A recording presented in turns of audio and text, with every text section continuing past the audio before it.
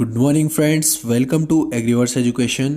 In this video, we will discuss the agriculture current affairs of 22 November 2020. And if you want to join our Telegram channel, go through the link given in description box. और अगर आप हमारे different social media platform से जुड़ना चाहते हैं तो search करिए एग्रेरियन 11 और पाएं daily agricultural quizzes, current affairs, lecture notes and notification of every single video we upload.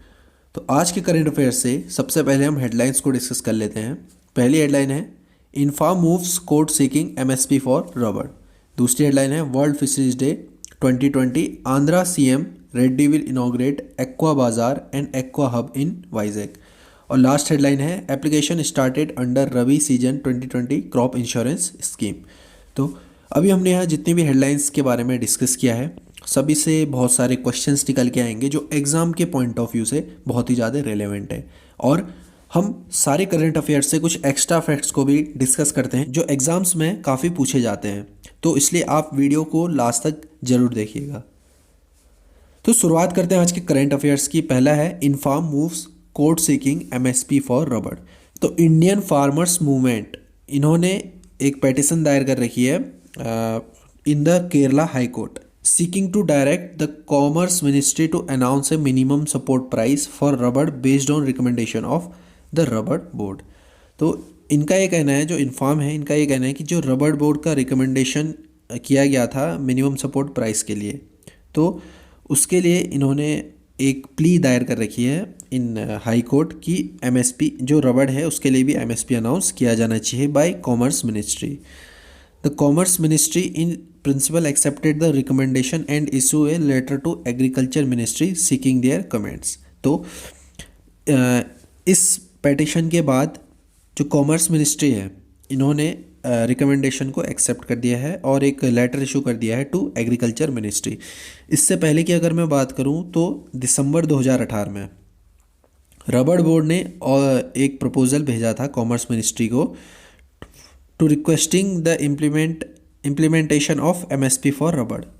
तो 2018 में रबर बोर्ड ने भी एक प्रपोजल दिया था कॉमर्स मिनिस्ट्री को, पर उस टाइम कॉमर्स मिनिस्ट्री ने इस बात पर या इस प्रपोजल पर ज़्यादा ध्यान नहीं दिया। और 2019 में भी एक प्ली दायर कर रखी थी to remove natural rubber from the list of industrial crop. Industrial crop की लिस्ट से इसको हटाने के लिए एक प्ली दायर कर रखी थी और ये कहा गया था कि इसको क्लासिफाई किया जाना चाहिए agricultural produce similar to that of cotton, jute and tobacco. जैसे ये सारे क्या हैं, प्लांटेशन क्रॉप हैं, तो रबड़ को भी इस कैटेगरी के अंदर रजिस्टर करना चाहिए। रबड़ का स्टेटस देखें अगर इंडिया में, तो इंडिया में रबड़ का जो प्रोडक्शन है वो है 7.12 लाख टन्स। ये 2019-20 के डाटा के अकॉर्डिंग है। अब बात करें स्टेट वाइज प्रोडक्शन की, तो केरला नंबर 1 स्टेट है इन रबड़ प्रोडक्शन। तो केरला जो है वो नंबर 1 स्टेट है in production of natural rubber. और कंट्री वाइज अगर हम देखें तो थाईलैंड नंबर 1 कंट्री है जो नेचुरल रबर को प्रोड्यूस करती है, फॉलोड बाय इंडोनेशिया, उसके बाद इंडोनेशिया। और जो इंडिया है उसकी रैंक है 4, चौथे रैंक में आती है India in terms of production. अब यहाँ हमने रबर बोर्ड की बात की थी, तो मैं आपसे एक क्वेश्चन पूछना चाहूँगा कि जो रबर बोर्ड है उसको कब एस्टेब्लिश किया गया था और कौन सी प्लेस में किया गया था। तो इसके ऑप्शन है 1987, 1947, 1976 एंड 1969।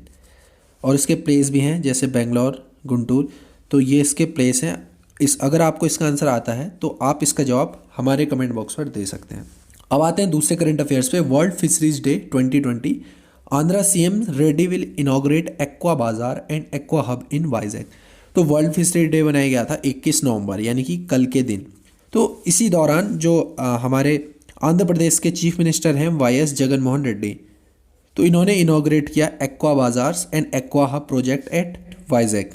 इसके अंदर बात ये करी गई है जो ये एक्वा बाजार है ये टर्म दिया जाएगा इन रूरल एरिया, वेयरएज जो एक्वा हब की बात करी जा रही है ये बिग सिटीज़ के लिए यूज़ किया जाएगा। जो बड़ी बड़ी सिटीज़ हैं, हब एंड स्पोक मॉडल ये होगा बड़ी सिटीज़ के लिए।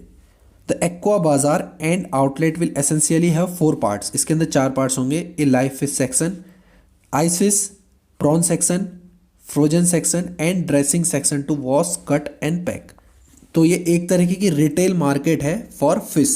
प्रोडक्शन वाइज अगर हम देखें तो आंध्र प्रदेश का प्रोडक्शन काफ़ी हद तक सही है, पर वहाँ का कंजप्शन उतना अधिक नहीं है। तो कंजप्शन को बढ़ाने के लिए जगनमोहन रेड्डी जी ने ये स्टेप लिया है, जो ये एक्वा बाज़ार और एक्वा हब का कॉन्सेप्ट निकाला है। तो इसी दौरान एक सीनियर फिशरीज डिपार्टमेंट के ऑफिशियल ने ये कहा कि state is now going to start the forming fish farmer producer organisation. जैसे फार्मर प्रोड्यूसर ऑर्गेनाइजेशन के बारे में आपने सुना होगा, तो उसी को बेस मानते हुए एक फिश फार्मर प्रोड्यूसर ऑर्गेनाइजेशन भी खोला जाएगा under max act of 1995 and company act of 2013। इसके अंदर जो काम किए जाएंगे, पहला है marketing, pre processing and processing. ये कुछ काम है जो इस फिश फार्मर्स प्रोड्यूसर ऑर्गेनाइजेशन के अंदर किए जाएंगे। अब है last current affairs. Application started under rabi season 2020 crop insurance scheme. तो न्यूज़ में यह है कि जो इस साल का रबी सीजन 2020 का क्रॉप इंश्योरेंस स्कीम के लिए एप्लीकेशन है वो शुरू हो चुकी है, और अधिकतर स्टेट्स में फार्मर एप्लीकेशन कर सकते हैं टिल 15 दिसंबर 2020 तक। 15 दिसंबर 2020 तक जो फार्मर्स हैं वो एप्लीकेशन कर सकते हैं इन प्रधानमंत्री क्रॉप इंश्योरेंस स्कीम। देखो, जो प्रधानमंत्री क्रॉप इंश्योरेंस स्कीम है, it insure protection against crop loss during activities related to entire crop cycle from sowing to post harvest. यानी कि फसल की बुआई से लेकर उसकी कटाई के बाद जो उसकी पोस्ट हार्वेस्टिंग की जाती है, जैसे स्टोरेज हो गया, तो इस दौरान अगर क्रॉप में कोई भी लॉस हो जाता है due to adverse weather condition like drought, flood, pest disease, hailstorm, natural calamities, natural fires and cyclone, अगर इनके कारण क्रॉप में कुछ लॉस हो जाता है, तो यहाँ पर इस केस में जो प्रधानमंत्री क्रॉप इंश्योरेंस स्कीम है, इसके तहत फार्मर को इंश्योरेंस प्रोवाइड किया जाता है। अब प्रधानमंत्री फसल बीमा योजना के बारे में देख लेते हैं। जो प्रधानमंत्री फसल बीमा योजना, इसको लॉन्च किया गया था 2016 में। आप इसको याद रखना, इसको कब लॉन्च किया गया था, ये काफ़ी ज़्यादा इंपॉर्टेंट है और इसको बहुत सारे एग्जाम्स में पूछा जाता है। तो इसका आंसर है 2016 by the ministry of agriculture and farmer welfare.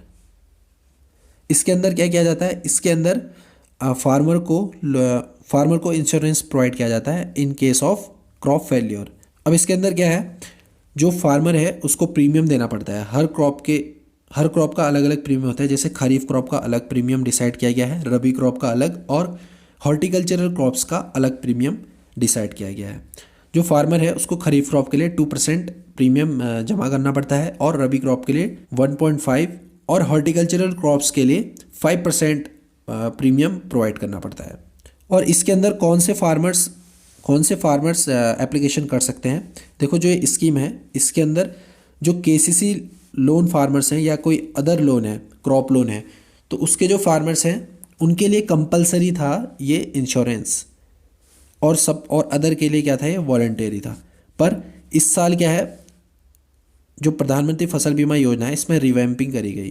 तो एक रिवैम्प्ड प्रधानमंत्री फसल बीमा योजना, जिसको PMFBY 2.0 कहा जाने लगा। तो इस साल खरीफ सीजन में प्रधानमंत्री फसल बीमा योजना 2.0 इसको शुरू किया गया था, पर लॉकडाउन के चलते ये उतना ज़्यादा इम्प्लीमेंट ये नहीं हो पाया। इसके अंदर क्या था, देखो यहाँ एक पॉइंट था जो मैंने अभी थोड़ी देर पहले बताया था, जो लोन वाले फार्मर्स थे उनके लिए कंपलसरी था, पर अब जो ये स्कीम है ये सबके लिए वॉलंटरी कर दी गई है। यानी कि फार्मर अपने अनुसार इस पर एप्लीकेशन भर सकते हैं। जैसे केसीसी वाले फार्मर्स होंगे, वो चाहे इसमें एप्लीकेशन करना चाहे या ना करना चाहे, वो अब उनकी इच्छा होगी। तो दोस्तों आज के लिए बस इतना ही। मैं उम्मीद करता हूँ आपको हमारी वीडियो से कुछ नया सीखने को मिला होगा। मिलता हूँ आपसे next time. Till then tata, bye bye and take care.